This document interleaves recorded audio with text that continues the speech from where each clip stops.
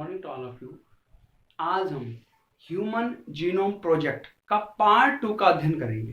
Part 1 में हमने ये देखा था कि जो मानव जीनोम परियोजना है वो कहाँ से शुरू हुई थी। United state department of energy and national institute of health ने इसको शुरू किया था और अदर देशों ने, इंग्लैंड, चाइना, जर्मनी, इन देशों ने भी उसमें सहयोग किया था। 13 साल तक ये प्रोजेक्ट चला था। पार्ट 1 में हमने इसका इंट्रोडक्शन पढ़ा था कि क्या क्या इसके एम्स थे, क्या क्या इसके ऑब्जेक्टिव थे, क्या क्या इस योजना के लक्ष्य थे कि कैसे। इस वीडियो में हम सबसे पहले ये देखेंगे किस तरह से जो सीक्वेंसिंग की गई उसके मेथड्स के दो तरीके थे। एक दोनों तरीकों में मर्ज ढंग से सीक्वेंसिंग की गई। एक तो एक्सप्रेस सीक्वेंसिंग मींस जो डीएनए का जो पार्ट एमआरएनए के फॉर्म में जाता है, क्योंकि वही जीन जो हमारी एक्सप्रेस होती है प्रोटीन के फॉर्म में, तो उसका जो कनेक्टिंग लिंक है वो कौन है? एमआरएनए है। जब डीएनए से एमआरएनए बनता है तो उससे एमआरएनए की हेल्प से क्या बनती है? प्रोटीन बनती है। मींस जो कोड होते हैं प्रोटीन बनाने के लिए, एमिनो एसिड्स को जोड़ने के लिए जो कोड होते हैं वो किस पे मौजूद होते हैं? एमआरएनए के फॉर्म में मौजूद होते हैं।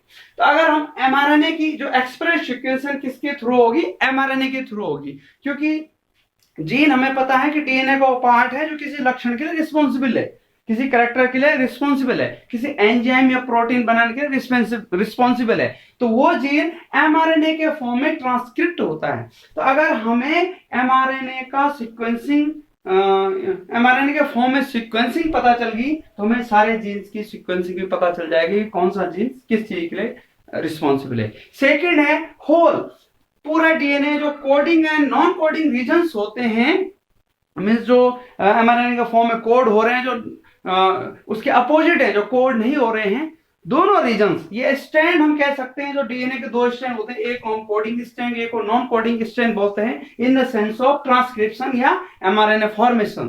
तो उस कोडिंग और नॉन कोडिंग रीजन्स दोनों की क्या होगी? सीक्वेंसिंग करेंगे। तो ये तरीके हैं कि किस तरह से हमें जीन की सीक्वेंसिंग करनी है। मीन्स हमें जो टोटल जो जीनोम है, हम पहले आपको बता चुके हैं कि जो टोटल सेट है, कंप्लीट सेट ऑफ क्रोमोसोम, वो क्या है? जीनोम है। उसको हम हैप्लॉइड सेट भी बोलते हैं, क्योंकि जो क्रोमोसोम है वो क्या रहते हैं? होमोलोगस, समजात क्रोमोसोम एक साथ रहते हैं, जोड़ों में, पेयर्स में क्रोमोसोम रहते हैं। तो अगर हमें एक गुणसूत्र के बारे में पता चल गया, क्योंकि दूसरे में भी उसके एलील्स होते हैं, उसके जो कॉन्ट्रास्टिंग कैरेक्टर्स होते हैं, तो दूसरे के बारे में भी हमें पता चल जाएगा। तो जीनोम हैप्लॉइड सेट की स्टडी, या हम कह सकते हैं कंप्लीट सेट की स्टडी।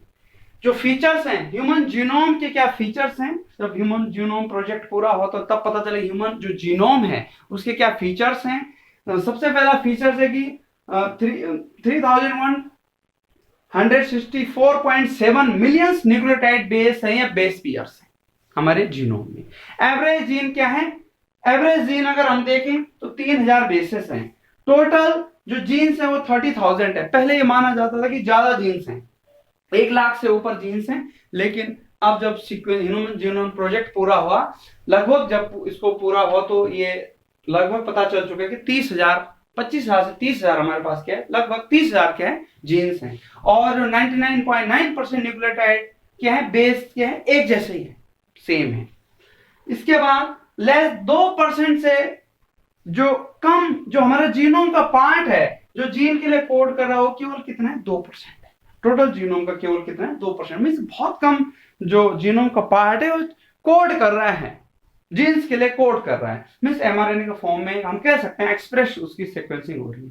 क्रोमोसोम 1 है।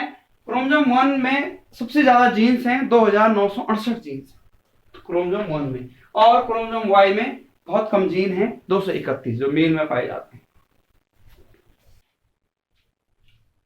17 जो कैरेक्टर है जो ह्यूमन जीनोम का, 1.4 मिलियन एसएनपीज हैं, सिंगल न्यूक्लियोटाइड पॉलीमॉर्फिज्म है। एसएनपीज का मतलब है कि दो इंडिविजुअल्स हैं, एग्जांपल के लिए 2 इंडिविजुअल्स हैं, इसका जो सीक्वेंस चल रहा है न्यूक्लियोटाइड बेस का CAAGTC, लेकिन दूसरे इंडिविजुअल में CAGGTC, मींस एक ही जगह यहां पे क्या है? G है। मींस एक न्यूक्लियोटाइड क्या है? चेंज हो गया। तो 1.4 मिलियन एसएनपीज ह्यूमन के उसमें पाई जाती है। तो इस SNPs से क्या होता है, वेरिएशन विभिन्नताएं। ये एक जीन के अंदर भी हो सकता है, एक जीन जो किसी लक्षण को कोड कर रहा है उसके अंदर SNPs हैं, इसलिए अलग अलग तरीके से वो वेरिएशंस आ रहे, विविधताएं जो हम अलग अलग हैं, जो विविध रूप है हमारे, जो अलग अलग हमारे टेक्सचर हैं, करेक्टर्स हैं, हम कह सकते हैं कि क्वालिटीज जो अलग अलग हैं, वो SNPs के टाइम, ये DNA में जो हमारे वेरिएशंस हैं वो SNPs के टाइम है, SNPs के कारण है, सिंगल न्यूक्लियोटाइड पॉलीमॉर्फिज्म के कारण है। DNA फिंगरप्रिंटिंग में ये यूज हो सकता है, मींस एक जैसे दो इंडिविजुअल्स का एक जैसा वो नहीं है, बहुत ज्यादा हमारे पास क्या है, SNPs हैं। तो ये बहुत इंपॉर्टेंट है, इवोल्यूशन में भी, वेरिएशंस में भी, इंडिविजुअल्स के बीच वेरिएशंस में भी, कुछ भी अगर हमें पता करना हो DNA के बारे में, DNA फिंगरप्रिंटिंग करनी हो, जांच करनी हो, उसमें हमें SNPs का हम यूज कर सकते हैं, बहुत इंपॉर्टेंट है। 1.4 मिलियन SNPs हैं, मींस डिफरेंट है। एग्जाम्पल के लिए एक छोटा सा हमने दिया है कि एक ही जगह यहाँ पे जी आ गया, भले ही वो जीन एक ही चल रहा हो, वो जीन mRNA को कोड, वो जीन एक ही चल रहा, मींस एक ही कैरेक्टर्स के लिए रिस्पॉन्सिबल हो, पर वहां पे क्या है, SNPs हैं, वेरिएशंस हैं DNA के स्ट्रक्चर में।